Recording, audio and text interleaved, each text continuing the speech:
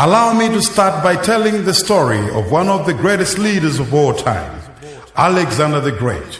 On his deathbed he said, "My casket should be carried by the best doctors when I die, to show that even the best doctors may not save life at some point. And let my hands hang on the edges of my coffin for everyone to see that I came into this world empty-handed, and empty-handed I return.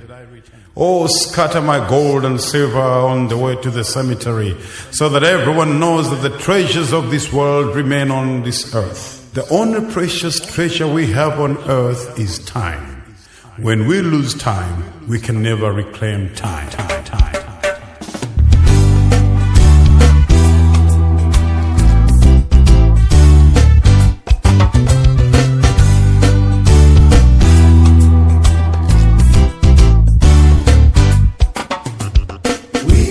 Malawian zanga tigangana zagama kumyasa napitawa taigwirisa bwino ntchito nthawi.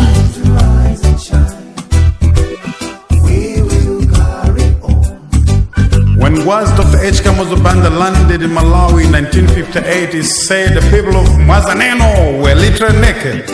Today, more than 50 years down the line, very little has changed. If anything, Malawians are extra naked.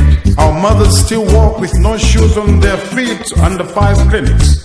When will this country change? Who will develop this nation? What is equal it is a centrality. As we clock 50 years of independence, it's about time we ask ourselves some hard questions. It's about time we did some soul searching. Is this freedom of independence or freedom of self-suffering? When shall we develop as a people? When shall we grow as a nation? 50 years of sovereignty and we still rely on donors to drive our economy.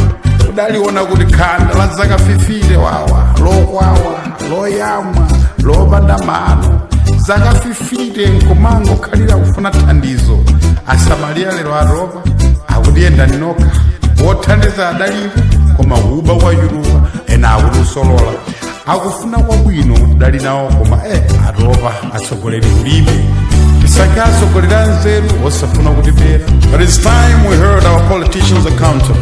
Kodi mpaka lili mudzatikwirisa ntchito ngati akapolo wanu? Kodi thumba lanu la ndalama lidzadzaza liti kuti mudzagawire kwa amphawi? Kodi ndidana adakuwuzani kuti dziko lindi lanu ena fitungokhala nawo? Chifukwa chachira lanuli kupangira makobiri wana athu akutawa nkumukakhala mayiko akunja ku America, ku India, ku China, ku UK, koma makako South Africa kumene akugwira ntchito ngati akapolo kuzunzidwa kugwiridwa ngati madipoti nkumakavuna nkumakasauka kulindera. Inu muli phe mukungonjoya ngati zonse zili bwinobwino kwana akuvutika kunjaku. What gives you the idea that you're wiser than the rest of us? And what gives you the impression that you have the right to rule over us for life? And some of you have been members of parliament since independence. You started with LUCIUS Banda. You partied as ministers with Bakele Muluzi. You fooled and swindled Bingi. And today, Mugumana Miza Maiwa. Hey, Bomalama, how long are you going to be in power? When will you allow fresh wisdom to be tried? When will you accept that you have failed and it's time you pass on the ballot? The Malawian presidency has become a trophy where the winner takes all and shares the prize with friends, family, opportunists and bootlickers. It is time our leaders put this country first. It is time our politicians fulfill their call to service. It is time resources were put to the proper service to develop this country, instead of wasting taxpayers' money compensating people who you have illegally fired while our people starve to death at accused of hopelessness. What kind of a nation is this whereby people compete from being survival of the fittest to survival of the fittest, while our people die in hospitals due to lack of medicine? As the 2014 elections draw close, it is time we elected leaders who have a conscience, leaders who can pull this country from the abyss of poverty.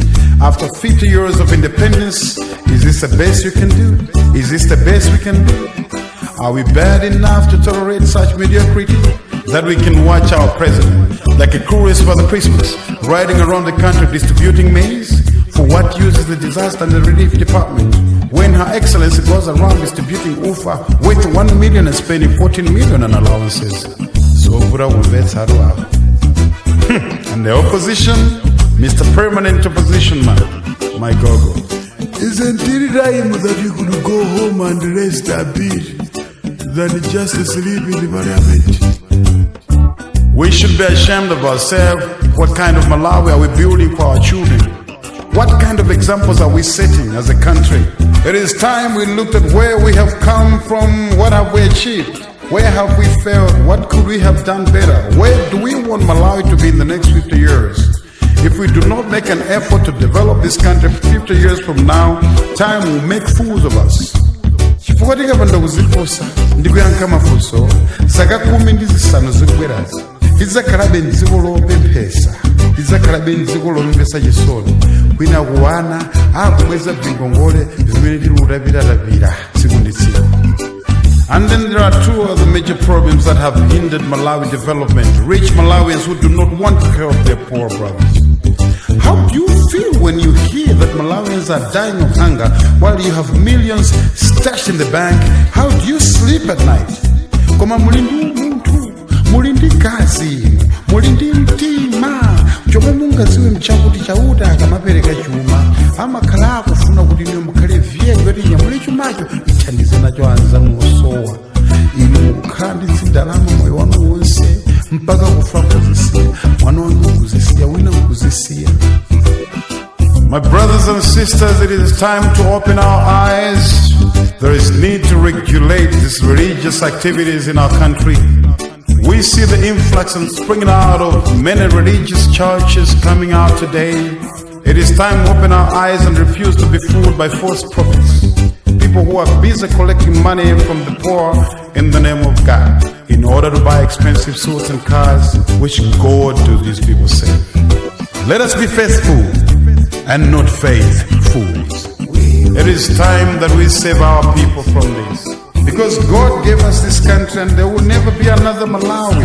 Tikapanda kusintha zinthu lero, kodi zizasintha liti?